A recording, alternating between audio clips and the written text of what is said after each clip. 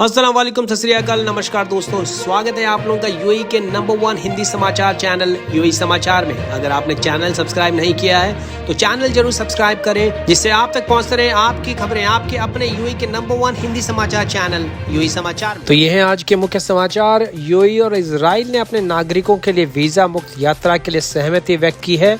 Israel के प्रधानमंत्री Benjamin Netanyahu ने मंगलवार को इसकी घोषणा की। इसी सिलसिले में और इसी संदर्भ में संयुक्त अरब अमीरात का पहला आधिकारिक प्रतिनिधिमंडल मंगलवार को तेल अवीव के पास बेन गुरियन हवाई अड्डे पर इजराइल में उतरा। हम आज इतिहास बना रहे हैं। ये संयुक्त अरब अमीरात से पहली आधिकारिक यात्रा है और आज हम 4 समझौतों पर हस्ताक्षर करने वाले हैं, जो अर्थव्यवस्था, विज्ञान, प्रौद्योगिकी यानी टेक्नोलॉजी और विमानन यानी एविएशन के मामले में बहुत बड़ा परिवर्तन लेके आएंगे। संपूर्ण मिडिल ईस्ट में इजराइल के प्रधानमंत्री बेंजामिन नेतन्याहू ने इसकी घोषणा की। बेन गुरियन हवाई अड्डे पर आयोजित एक संवाददाता सम्मेलन में नेतन्याहू ने कहा कि वीजा छूट के साथ दोनों देशों के नागरिक सीमा पार यात्रा बड़े आसानी से कर सकेंगे। दुबई के तमाम वातानुकूलित बस स्टॉप्स यानी कि एयर कंडीशन बस स्टॉप्स में एक निरीक्षण अभियान के परिणाम स्वरूप अधिकारियों ने थूकना, कूड़ेदान, धूम्रपान, खाना पीना, सोना और सीटों पर पैरों के साथ आराम करते हुए उल्लंघन करने वाले लोगों को पकड़ा है। कि सड़क और परिवहन प्राधिकरण यानी आरटीए ने दुबई पुलिस और दुबई नगर पालिका के साथ मिलकर 1087 निरीक्षण किए। आरटीए ने कहा कि न केवल इस अभियान का उद्देश्य इन बस स्टॉप्स के अंदर की खराबी को खत्म करना और साथ ही एयर कंडीशनिंग सिस्टम, स्क्रीन,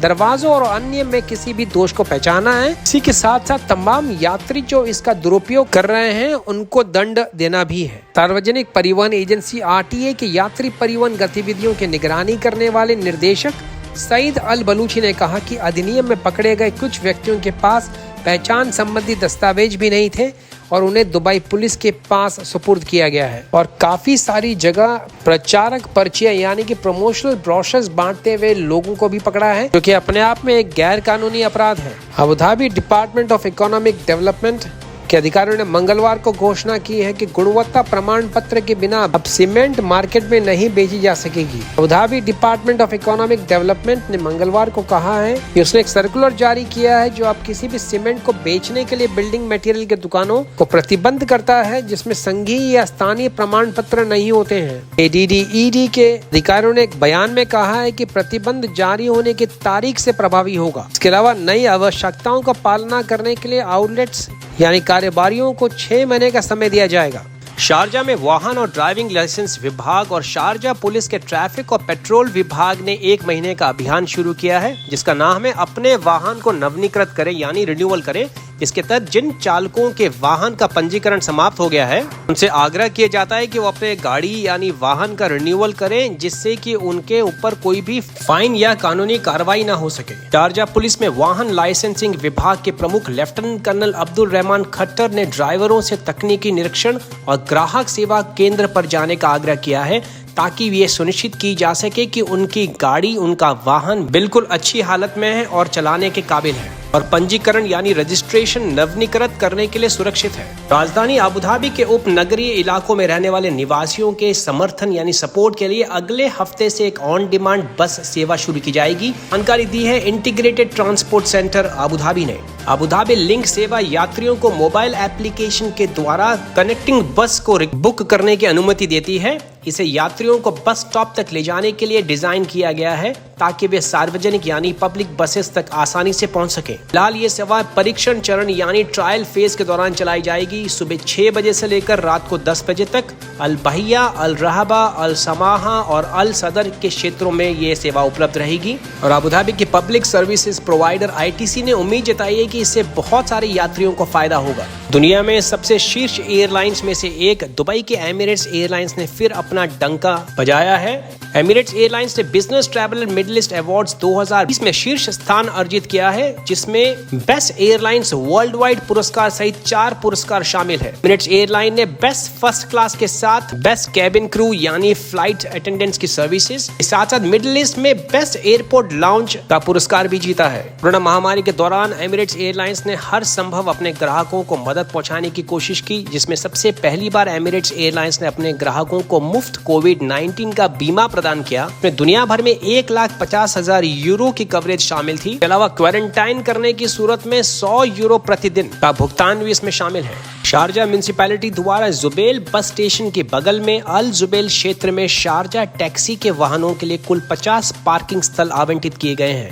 इस कदम का उद्देश्य अमीरात में पर्यटकों और निवासियों को प्रदान की जाने वाली टैक्सी सेवाओं को विकसित और उन्नत करना है। शारजा टैक्सी के कार्यकारी निदेशक मोहम्मद अब्दुल्ला अल बुरेमी ने कहा, हम अपने वाहनों के लिए पार्किंग स्थल प्रदान करने के लिए शारजा नगर पालिका के लिए अपना धन्यवाद और सराहना ज्ञापित करते हैं और इसके प्रयास से शारजा की जनता की सेवा के लिए इस तरीके से अलग अलग डिपार्टमेंट एकजुट होकर काम कर रहे हैं, ये इस भावना को भी दर्शाती है। संयुक्त अरब अमीरात के उप प्रधानमंत्री और interior minister lieutenant general Sheikh Saif bin Zayed Al Nahyan भी कल कोरोना वायरस का टीका लगाया। इसका परीक्षण फिलहाल संयुक्त अरब अमीरात में जोर शोर से चालू है। दौरान अपने ट्विटर हैंडल के जरिए उन्होंने तमाम मेडिकल और फ्रंटलाइन स्टाफ को अपना धन्यवाद भी ज्ञापित किया और साथ में सबकी सुरक्षा की भी कामना की। अगर आपकी गाड़ी रोड पे खराब हो गई है और आप उसको ठीक करने का प्रयास कर रहे हैं, रोड पे गाड़ी का कोई भी हिस्सा या स्पेयर पार्ट्स आप रोड पे रख रहे हैं, तो आप पे लगाया जा सकता है 500 दिरहम का जुर्माना। ये ऐलान किया है यूएई प्रोसिक्यूशन यानी कि यूएई कोर्ट्स ने। 1995 के फेडरल लॉ नंबर 21 के आर्टिकल नंबर 42 के अनुसार अगर आप ट्रैफिक को किसी भी तरह बाधित कर रहे हैं एक्सीडेंट होने के बाद में, तो आपके ऊपर लगाया जा सकता है 500 दिरहम का मुखालफा। पिछले 24 घंटों में 1077 पॉजिटिव केसेस निकल के सामने आए हैं। वहीं 1502 रिकवरीज भी देखी गई है। इसके अलावा 4 नई मृत्यु दर्ज हुई है संयुक्त अरब अमीरात में। तो मिला के टोटल मृतकों की संख्या हो गई है 470। फिलहाल टोटल एक्टिव केसेस हैं 6811। दुबई की रोड एंड ट्रांसपोर्ट अथॉरिटी ने अनाउंस किया है कि दुबई म्युनिसिपैलिटी का कोई काम चल रहा है सर्विस लेन को रिपेयर करने के लिए अलखेल रोड पे, जिसके कारण आपको देरी हो सकती है। अगर आप यात्रा कर रहे हैं अलखेल रोड से बिजनेस बे ब्रिज की तरफ, ये तमाम यात्रियों और चालकों को सूचित किया जाता है कि वो ऑल्टरनेट यानी दूसरा रोड्स लें, जैसे शेख जायद रोड या फस अलखेल स्ट्रीट, अपने गंतव्य स्थान तक पहुंचने के लिए। क्या आप तैयार हैं 30 दिनों तक लगातार हर 30 मिनट के लिए फिजिकल फिटनेस यानी वर्जिश करने के लिए? नहीं तो बिल्कुल तैयार हो जाइए। आने वाले 2 हफ्तों के बाद शुरू होने जा रहा है दुबई का फिटनेस चैलेंज, जिसके तहत शेख हमदान बिन मोहम्मद बिन राशिद अल मक्तूम, जो कि दुबई के क्राउन प्रिंस यानी युवराज होने के साथ साथ दुबई एग्जीक्यूटिव काउंसिल के चेयरमैन भी हैं और अपनी फिटनेस प्रैक्टिस के लिए हमेशा से जाने जाते हैं, तो एक बार फिर दुबई के तमाम रेसिडेंट्स को चैलेंज करने के लिए तैयार है। फिटनेस यानी वर्जिश को अपने जीवन का एक हिस्सा बनाने के लिए दुबई फिटनेस चैलेंज की शुरुआत होने वाली है अक्टूबर 30 तारीख से और ये चालू रहेगा नवंबर 28 तारीख तक। इसके लिए रजिस्ट्रेशन चालू है और आप रजिस्टर कर सकते हैं dubaifitnesschallenge.com वेबसाइट पे। जब हम सही आदतें बनाते हैं और उन्हें अपने जीवन का हिस्सा बनाते हैं, तो हमारे पास खुद को सही मायने में बदलने का अवसर होता है। शेख हमदान ने मंगलवार को एक बयान में कहा। शेख हमदान ने कहा कि सफल होने के लिए आपको 30 दिनों के लिए 30 मिनट की गतिविधि का आनंद उठाने का संकल्प लेना चाहिए। मैं आप में से प्रत्येक को चुनौती देता हूँ कि आप अपनी फिटनेस यात्रा को अपनाएं और अपने जीवन में बदलाव लाएं। इसी के साथ एक साथ चले संयुक्त अरब अमीरात को दुनिया का सबसे सक्रिय देश बनाते हैं।